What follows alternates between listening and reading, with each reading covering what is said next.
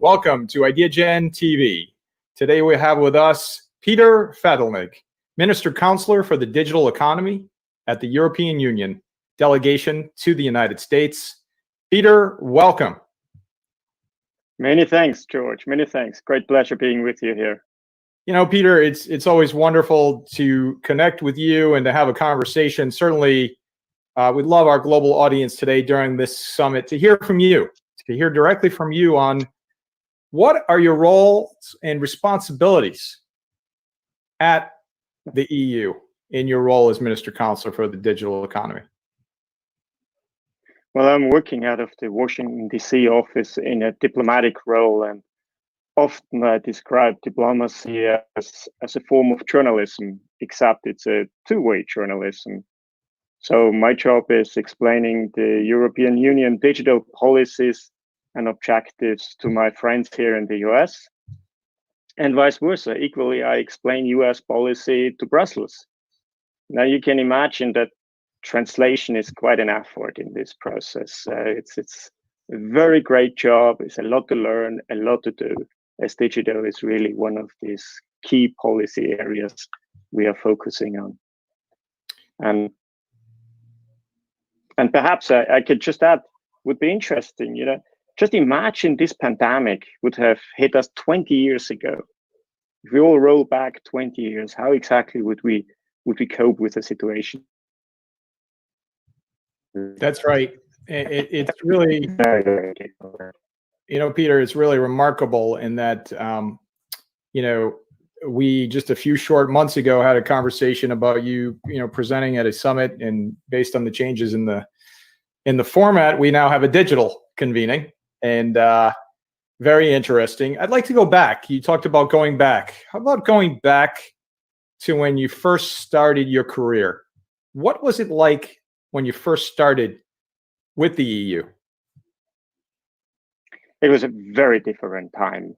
I think best characterized, that was a world driven by hardware. So tech, when we spoke about tech 20, 25 years ago or 30 years ago, tech was electronics, and electronics were circuit boards. Code was hardwired. That was the world when I started working for the Commission. That was the world when I started working in industry before. And in fact, a little anecdote here is I bought a Commodore C64 in 1985, which was my first way into programming in BASIC.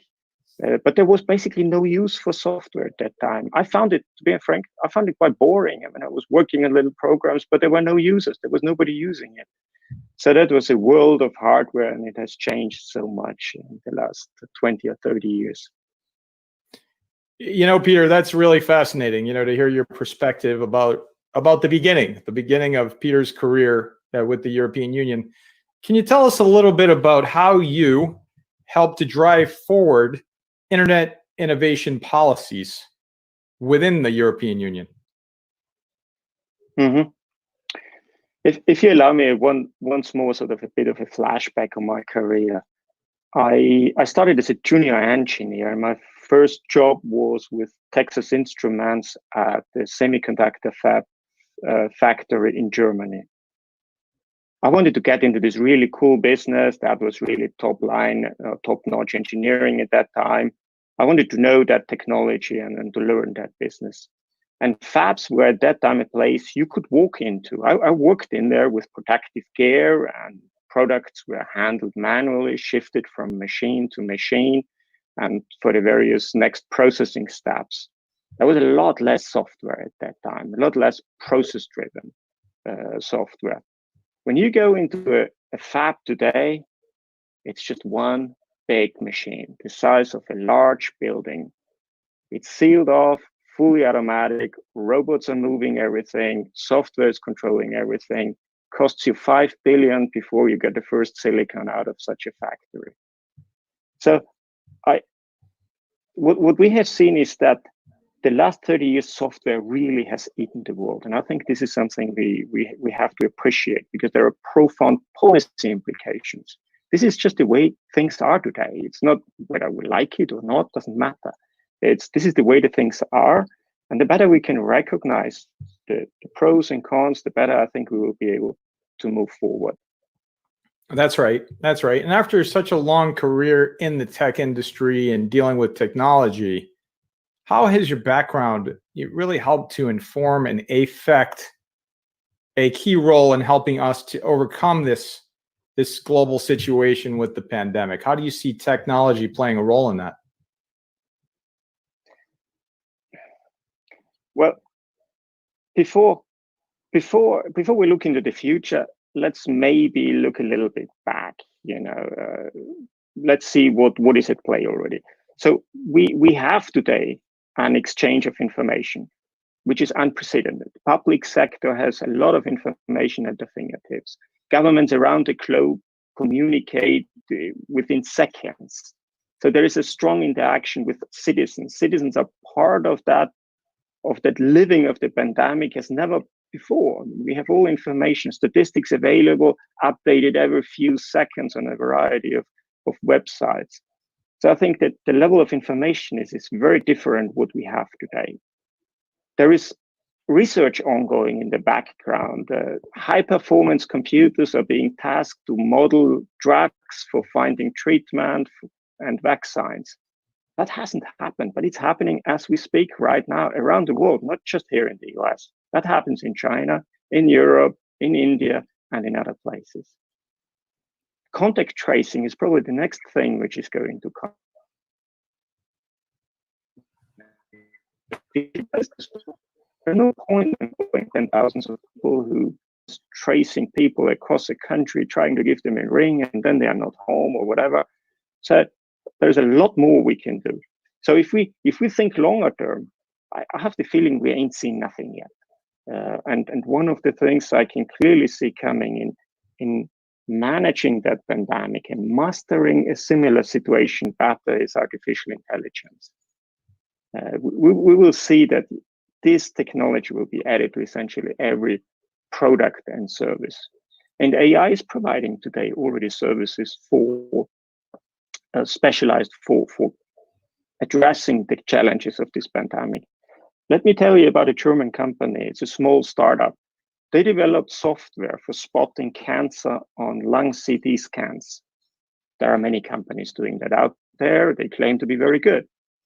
Now they pivoted within a fraction of a second in spotting COVID-19 on lung CT scans. And that's being integrated as we speak into the hardware or into the scanners sold by Siemens and Agfa worldwide. So there's a lot of really cool stuff through this crisis coming into the products and services. That's right. And I think that's what, if there's a silver lining, it's everything that's happened. It may be that. It may be examples of like what you just cited, where you have a repurposing or a new discovery or an acceleration, or maybe a combination of all of those factors to help drive forward the planet in ways that previously perhaps we could not have either imagined, or maybe we didn't even think it was possible, but based on this focus and this immediacy to addressing the issue. I agree. I think this pandemic is almost like a litmus test for mankind. Whether we are able to deploy all the technologies, all the knowledge we have, and put it to this crisis for the real benefit of people, and whether people will trust those solutions and technologies we're coming up. I don't think the answer is yet that clear. I think the answer is still outstanding. And it's going to be a very, very interesting test if all what policymakers are thinking, all what technologists are thinking is really ending up to the benefit of the people quickly. That's right. And Peter, while we have you, and I think it's important to ask this question, in terms of our global audience, so we have folks from just about every country in the world on the planet that have access and are watching this summit, this digital summit on innovation. What is the European Union's perspective, or the European perspective, I should say, on the pandemic? And then how do you see Europe and vis-a-vis that, the planet coming out of this? I'm not sure if we have enough time in this conversation for going through an exhaustive discussion on this. I think, let me start that way. Rahm Emanuel used to say, apparently he's still saying, that never let a good crisis go to waste. And I think that describes quite well how the EU is approaching the situation. There was a very quick taking of ownership of this crisis. There was very little discussion of, should we do something, maybe not. There was a very quick reaction saying, okay, here it is, we got to do something, we got to move.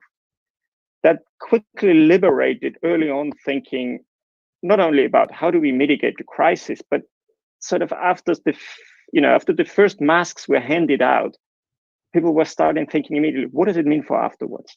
What do we have to do to get to a situation which is maybe not the situation as before, but a situation even better as we had before? And I think what played a big role in this kind of thinking was that the timing was, I have to say, at the end of the day, was very fortunate. This is an unfortunate crisis, but that it came in March in Europe was just a few months after the new European Union leadership took office. They were all in the mode of planning and rolling out new policies.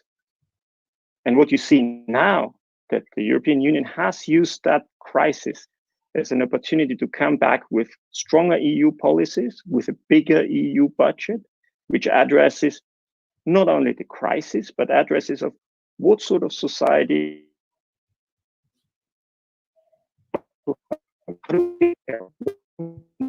now or in 20 to 25. That's the planning horizon the European Commission right now is addressing.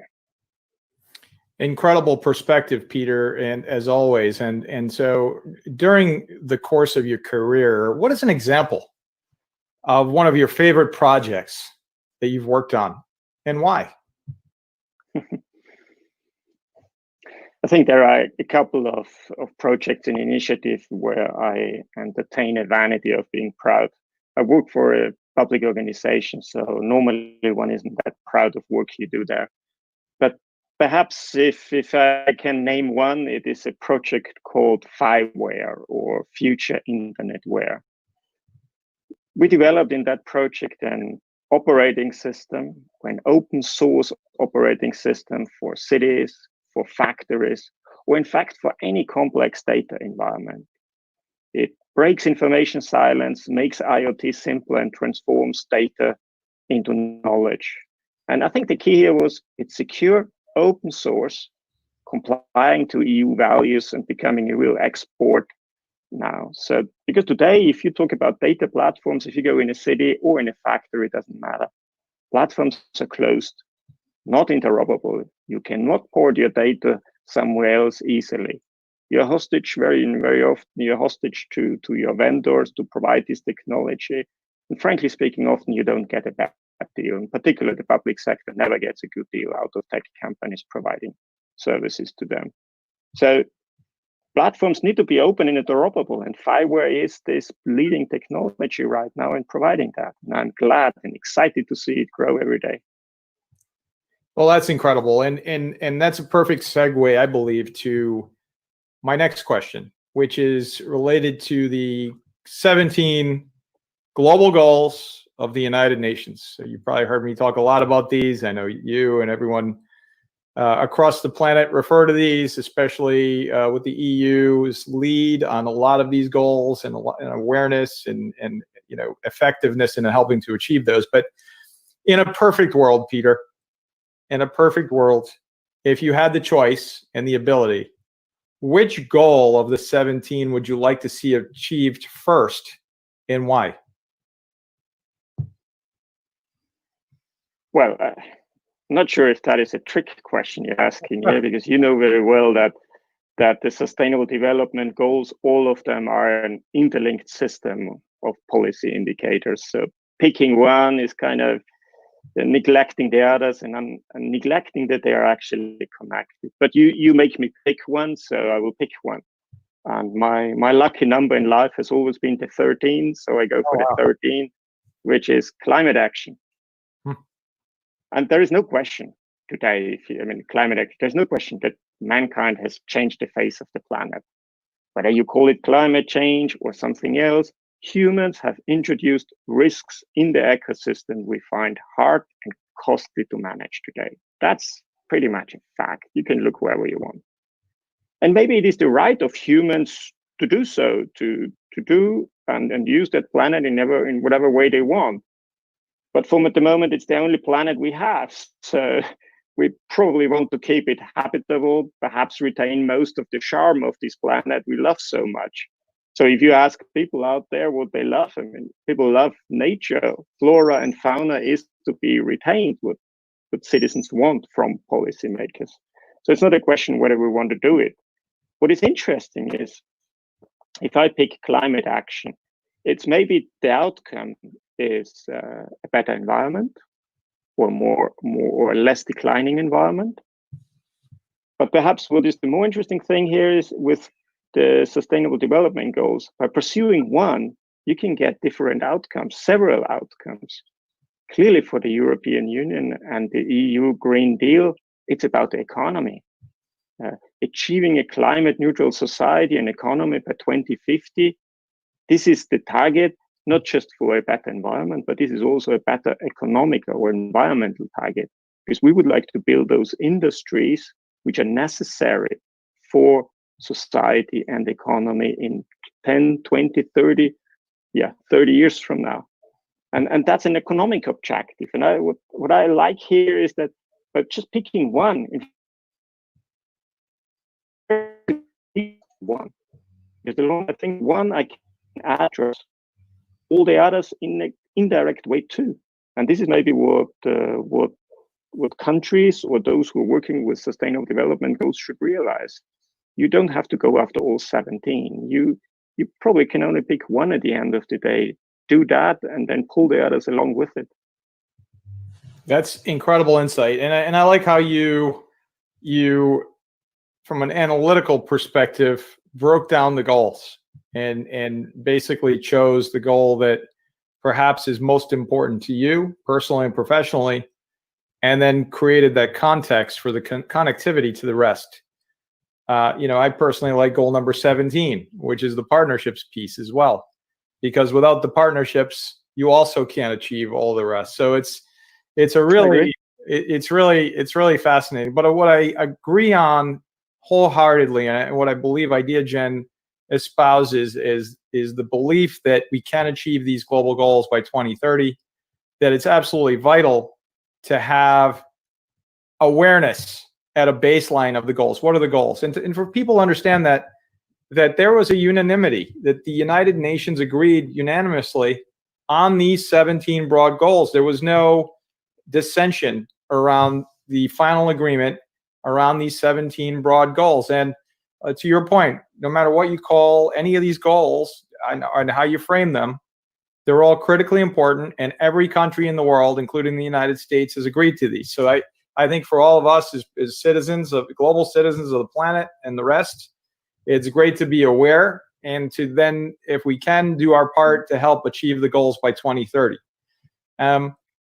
If I may add something here. Yeah. It's almost a little paradox that some people believe the United States is not or should not be the leader on the Sustainable Development Goals. Clearly, society and economy is this most optimist society on the planet I have ever met. A society completely living in this anticipation of a better future and mobilizing today everything in order to get there. So it's sort of this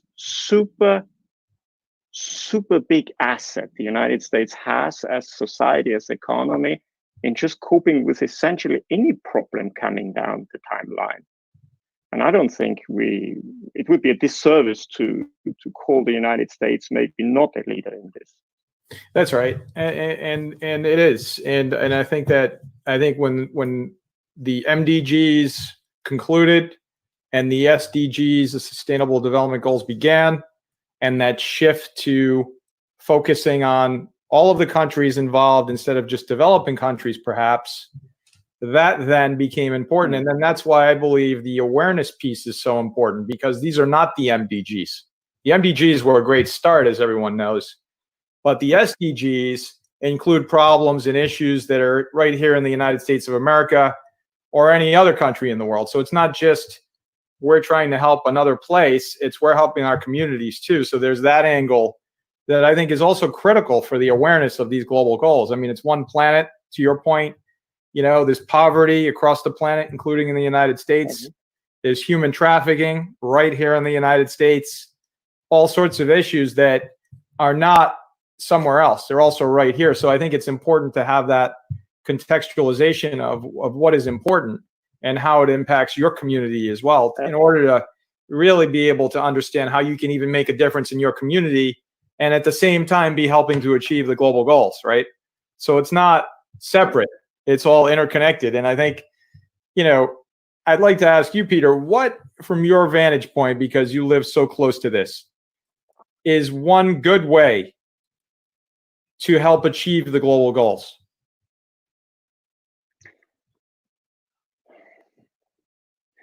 Well, it's probably this same recommendation for any other policy. Policy only works if it has a positive effect on the people, if it improves the individual circumstances of a person, or if it has a positive economic effect. If you can't show that from a policy, it's not going to work. Now, and I think now there's actually thinking about it, a second element to it.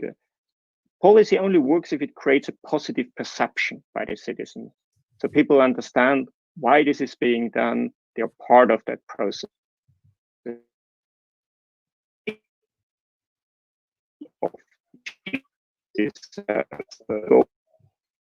Is by ensuring co-creation and a participatory governance model. This is nothing you can really organize completely top-down. It doesn't work. You're not flexible enough. So you have to serve the whole value chain, which starts with the individual citizen, goes to civil rights communities, goes into the industry, goes into all branches of government. Only if you adopt an approach, which is this participatory governance model, you have a chance of implementing any of them. It's also an old management rule, you know, that you have to co-locate the means of achieving something with the responsibility of achieving something. And very often, the means and actions are in the lower parts of government branches. Peter, incredible insights. And so if you had an ask, a question with something to do to our global audience that's listening today, and it is an ask post-summit, what would that be? What would you ask folks to do?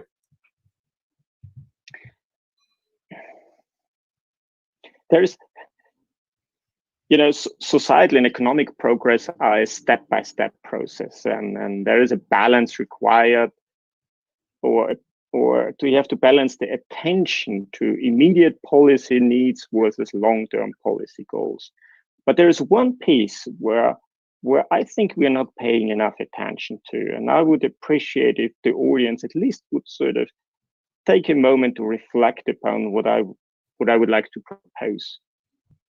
We have to create trust in a digital world. I believe we live in a trust crisis right now. Trust in government is eroding. Trust in business is rock bottom low already. Trust is hard to create by rules, so we probably have no real approach as government to create that trust. So I would urge people to think about how can we address this trust crisis before we get into doing other things. So what can government do? What should civil society do? What should businesses and business associations do to create trust? And those who are more skeptical about what I'm saying about trust, I would highly recommend looking at some statistics of Pew Research, particularly the one from November last year, 2019, which looked at trust in the digital economy. The numbers are devastating. Very, very, very low levels of trust by consumers and citizens in these marvelous technologies we all want to have, but we just don't trust them. You know, Peter, that's incredible. You know, and I often think about that and refer to that. I think there was a time when perhaps when there was less information, and there were only a few sources of that information that you could argue maybe were trusted. And today you have limitless sources of information if you Google anything on any issue, 1 million answers will come up, and who then do you know to trust? And I think that may, my own perspective, but maybe plays a role in it. There's just so many sources of information thanks to this digital world that we live in that perhaps it's tough to put that badge or that seal of this is a trusted source on just one entity when you're getting so much information from so many different angles. And so I think it's a perfect shift to, Peter, if I were to ask you, what is an inhibitor of helping to achieve the goals? In other words, what are some of the roadblocks that you see in helping to achieve these goals? You know, just a few months ago, again, we were looking at this runway to 2030, 3,500 odd some days to get to 2030. There's a roadmap, as you mentioned, across Europe and throughout the world, new leadership in certain countries. Everyone's excited to do something either new or to implement projects, etc. And then we get this global pandemic. And, you know, there's optimism that perhaps we'll come out of this with some good news, perhaps. But in the end, there's been a large toll on a whole planet. The whole planet, really, for the first time in history, endured something together. We're still, by the way, enduring it, right? And it's a collective experience, unlike anything anyone's ever seen. Everyone in the farthest reaches of the world is experiencing the same thing. And so beyond that, what do you see as that roadblock, as that inhibitor for achieving the goals? Has this set us back in terms of achieving the global goals, or do we have an opportunity, perhaps, just a question, to accelerate the potential of achieving these global goals by 2030? I'm a relentless optimist, you know, and that's not by experience, that's by choice. So I think you're right. First, we have to use the crisis. There is no other option. You know, you can decide whether the glass is half full or half empty. That's a decision. And we should decide that the glass is half full and take it from there. The biggest inhibitor, and I think you alluded to it a bit in your question or in your previous comment, is that there is so much noise today out there. This noise factor in this conversation is disinformation and misinformation. And it's a tremendously strong signal today in the public space. And there is a tangible risk that this noise becomes so loud that society loses the ability to act rationally. I have no doubt that we are probably at the cusp of losing control of this, of losing an understanding of what's real, what's fake, what do I want, what is my role here. And we should not neglect the risks coming with it, because it's like disorientation. You can only achieve a goal if you know where to go. If we lose the ability to locate where we are, the way we want to go, we are hopelessly lost in space completely. And I think this disinformation and misinformation campaigns are very effective and low-cost methods of disorienting entire countries for a very long period of time. This is something, and I'm not suggesting that I have all the answers to the question, because for years we have been looking on working on this topic. There are gradual improvements possible, but I think there is a deeper issue. And I wonder whether the deeper issue has to do with education and how we educate people. That's right. That's right. And there's no doubt that having, again, those trusted sources of information is vital, because, again, we're getting so much of it. There's so much information, and there's, you know, so many different aspects to this that it's sometimes very difficult to distinguish between, you know, not necessarily just what is true and what isn't, but where are the gray lines here, and where are the guardrails in having a conversation that, you know, you understand what the real facts are, I should say. Like, I like when folks are talking about the pandemic and they're talking about the science and the data. I know that you can have different sets of data, and I know that you can look at science and have different experiments and come to different conclusions based on on what the sets are that you input. However, you can develop a mean to develop that average where you can have a fairly decent understanding of what the reality is that you're dealing with. And I think, to the credit of governments around the world, I think they've been strident, including the European Union, together with the United States, in helping to develop this sense of here's where we are. I don't think there's been any kind of a disagreement that I can see that says, well, no, that's not accurate in terms of the science and the data around what we're experiencing. And so, shifting a bit, the Sustainable Development Goals, multilateralism, is that a good approach? Is that the only approach? George, I think we already live in a multipolar world with competing socioeconomic systems. I think this is what we should first recognize. I'm not suggesting whether the EU's social market economy, the US capitalist system, or China is doing best. Doesn't matter, in any way, what's best in this definition here. But there are different ways of organizing, different approaches of organizing society and economy. We have to recognize that, and we have to think hard how to cooperate effectively among those systems, different systems, and yet compete at the same time. And that's the key in here, because there's nothing wrong in cooperation or neither in competition, but we need a rule book for that. Otherwise, it becomes a crazy run, and everybody runs in whatever direction.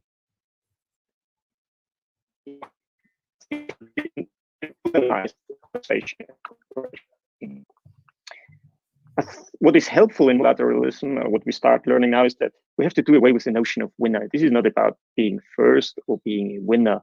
That's not a metric to measure any success of multilateralism. The rule book I referred to is for the multilateral cooperation, what is international norms and rules we can agree on and rely on. This rule book, without such a rule book, progress will be elusive in society. We will only pocket temporary successes at the expense of somebody else, but as a society and economy worldwide, we will not be able to move forward if we are not able to build or go back on an agreed rule book. If you question everything all the time, you get nowhere. And this is a little bit the question.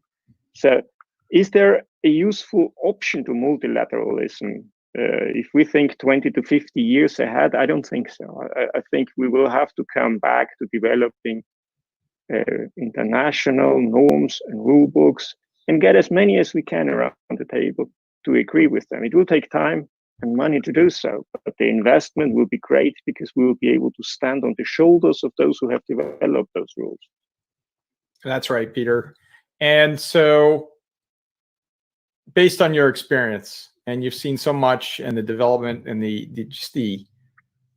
quantum changes, to use that term, quantum changes in technology. I mean, we've seen, gosh, just in the past decade, unimaginable advances in technology across the board. Internet of Things, just technology for vehicles, you name it, healthcare, finance. What do you see, Peter, as a paradigm change, having the potential of a paradigm change in technology? At least right now, I spend a lot of time working on artificial intelligence. And I think the more I see about this technology, the more I start understanding how profoundly it will change how we organize society, how our economy will be run. And there are several reasons. First, it's clear that already today, artificial intelligence drives more and more data-driven services. This narrow AI does a pretty good job. I'm using Spotify. It's pretty cool what I get recommended there. It's not just taking you down to a rabbit hole. It's a pretty good way of letting you experience the whole universe of music. However, what basically is maybe the downside is to understand the inner functionings remain elusive and to most of us, and it's even counterintuitive at many times. So this leads to this mystification of AI, and and giving rise to speculation. So I think we should spend a lot more time on understanding what AI is, how AI is working. I don't have to understand all the deep parts of it, but to give a good understanding that this is a technology which is useful to be deployed as much as possible. You know, I have a car, it has a combustion engine. I don't know exactly how a combustion engine functions, but I think somebody has thought about it. It's kind of working. I like it. So I think we have to see it as AI as a bit this combustion engine of basically every data-driven service in the future. What is interesting here is that Finland put out a course to train 1% of its entire population on AI. That's about a 20-hour course everybody can take. It's called Elements of AI. It's also available in English. Some 410,000 people have taken that course so far, and it's for an audience of you and me and everybody out there to understand there's nothing mystical. This is technology. Somebody made it, and it's working well, and the risk can be managed. And this is something we should perhaps take as another example or an objective here of let's train 1% of the entire world population on AI.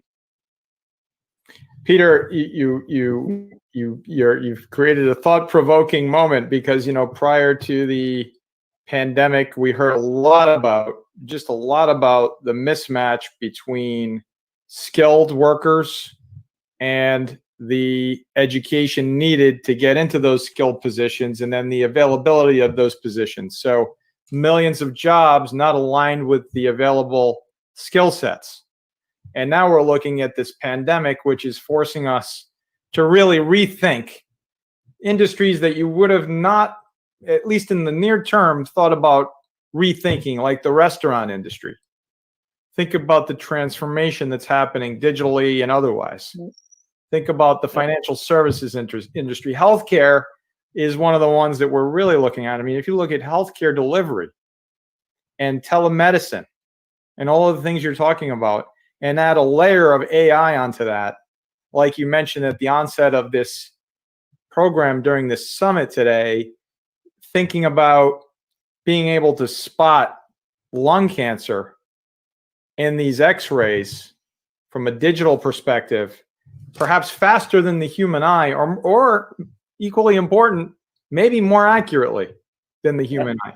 Then we're talking about game-changing situations. And then let's think about for a moment the world coming together in record time to help develop what will potentially be a vaccine for this virus, and how all these companies, all the barriers between scientists have opened up for collaboration to allow for that understanding on what is happening in labs across the world to again be able to address this pandemic.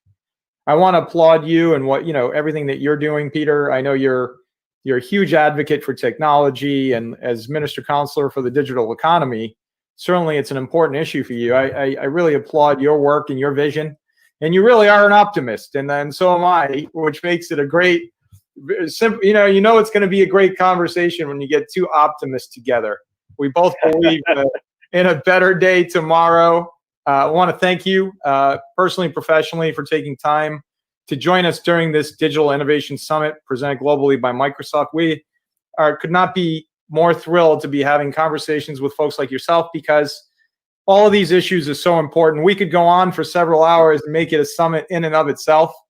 Unfortunately, I know your time is limited, so I want to again say thank you. Thank you, Peter. How can folks find out more about your work at the European Union?